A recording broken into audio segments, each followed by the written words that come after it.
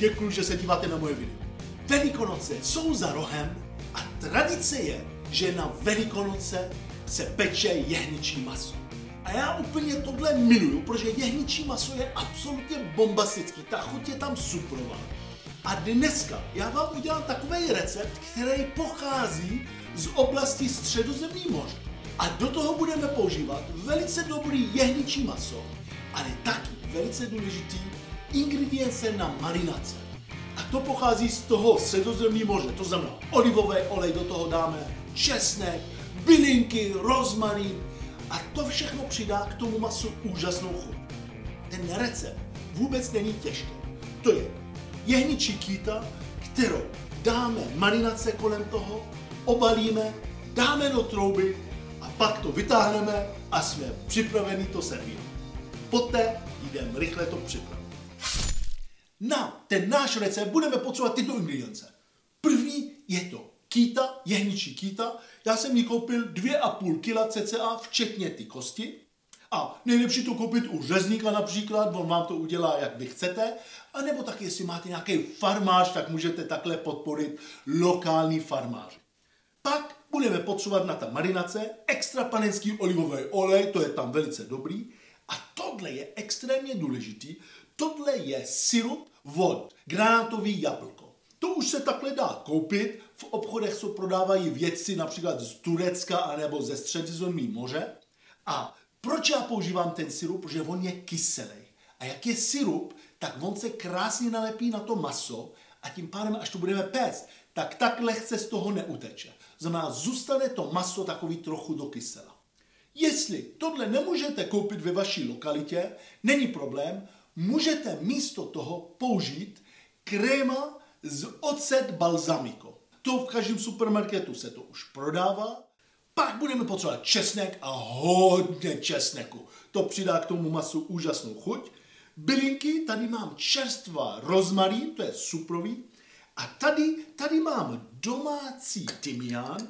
Já vždycky to nechám v zahradě, na konec léta já to ustřihám, ten tymián, vysuším to a pak to rozdrtím. A celou zimu já to používám, abyste nevěřili, jak ta vůně je intenzivní. Opravdu to vám doporučuji, abyste použili domácí tymián. A poslední dvě věci, to je sůl a pepř a použijeme hodně sůl a pepř, protože k tomu masu to chutná velice dobře. A jako příloha já k tomu udělám brambory, ale způsob středozemní. A k tomu taky samozřejmě, protože jsou Velikonoce, tak uděláme velice dobrý mrkev. Ty, co má rád Bugs Bunny. Do you want a carrot? It's good for you! Marinace tady jsem připravil, všechny ingredience jsem zamíchal a když dám hodně toho sirupu a budu to míchat, tak ona, ta marinace, se mi jako udělá z toho omáčka. Podívejte se, jak je to hustý, jo? Je to krásně hustý. To znamená, takhle to chceme, protože tohle se bude lepit na to maso.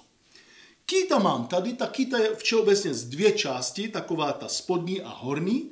A já co dělám, že já zažádám řezník, aby mi vyndal tu kost té spodní části. To znamená, tady já to takhle otočím, abyste to viděli. To znamená, tady máme to, kde je to maso hlavně. A tady já ho poprosím vždycky, aby mi vyndal tu kost. Já tu kost rád vyndávám, protože zaprvé to maso se mi udělá rychlejš, potom ale až bude ta kýta hotová a budu to porcovat, tak není dobrý, když ta kost tam je. Tak proto já vyndávám tuhle kost. Ale ta druhá kost tu nechávám, aby to furt vypadalo jako kýta.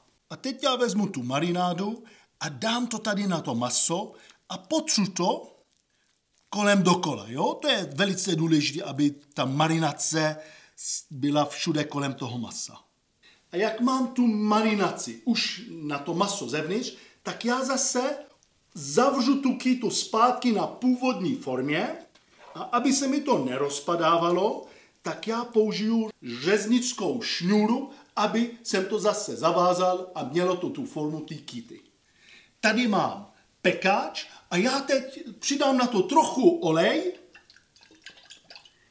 a já osmažím tu kýtu ze všech stran a to je, aby jsem zavřel ty pory toho masa, aby ty šťávy nám neutekly, protože je velice důležité v masu, aby vždycky ty šťávy zůstaly vevnitř. Tak. A teď to ještě natřu zvenku.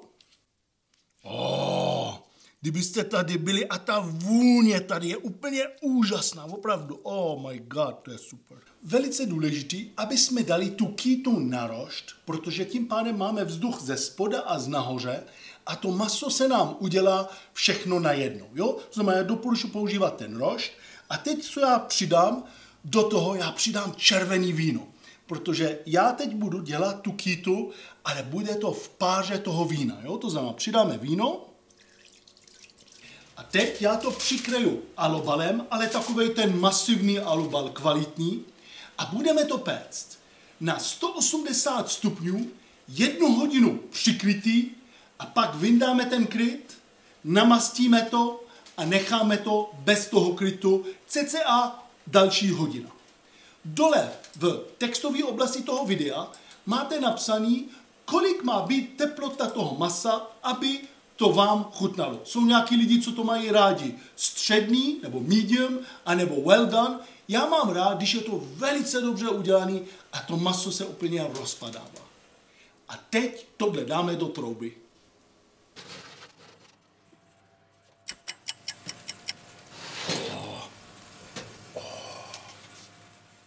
Už je to hodina a teď já vyndám ten alobal. To voní.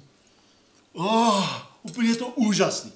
A teď já vezmu zase tu marinádu a natřu to zvenku a klidně tady taky ten tuk, který spadnul do ten pekáž, ten taky můžete vzít a taky to tam dávat.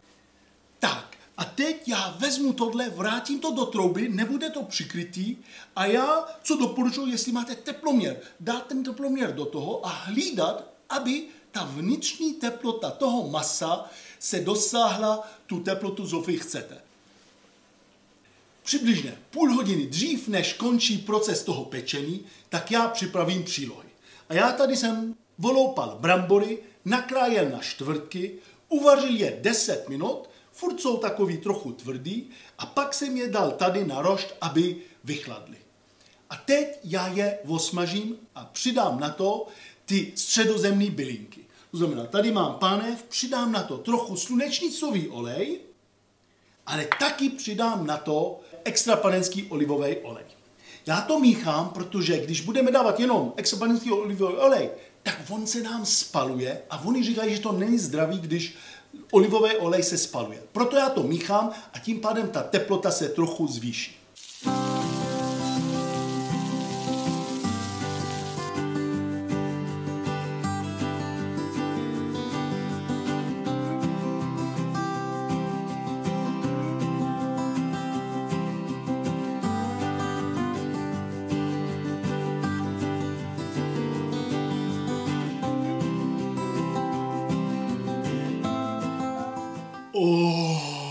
Voní to úplně úžasně, to je úplně suprový, to jehničí maso, to je bombastický. A teď, co vždycky musíme udělat, když vyndáme maso z trouby, musíme to přikrýt, jo? A to přikrejeme jenom takhle, aby trochu to zůstalo horký, ale hlavně musíme 15 minut to nechat si odpočinout, to se říká odpočinout. A to je proto, že když teď do toho řízneme, tak ty šťávy všechny utečou. To znamená, musíme to teď nechat 15 minut, teď samozřejmě trochu to vychladne, není problém, můžete nechat tu troubu furt zaplou a hned dřív, než budete servírovat, dáte to ještě do té trouby na 5 minut, jo, a to ohřeje. Ale už všechny ty šťávy a ty juices neutečou. Podívejte se, jak tohle vypadá úžasně. Podívejte se, je to krásně chrupavý zvenku. A teď uvidíte, jak vevnitř to je krásně udělaný. Teď k tomu samozřejmě ta příloha. Helejte, tohle si myslím, že bude můj nejoblíbenější jídlo. Viděli jste ve videu, že to vůbec není těžký, cak, cak, cak a je to hotový. A hlavně na Velikonoce je to absolutně bombastický.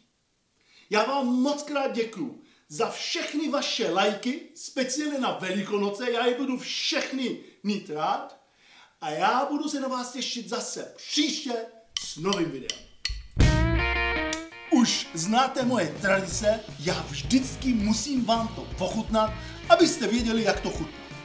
Maso super, to úplně chřupe, A já vždycky mám rád takovej ten konec, protože tam to chrupe, to znamená, já do toho říznu.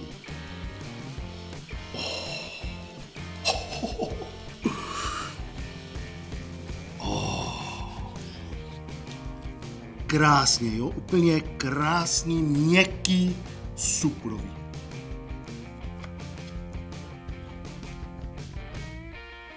Musíme to namočit do té omáčky. Ta omáčka je, čím jsme to marinovali, jo? To dám takhle, aby to docelo takový ten kyselost.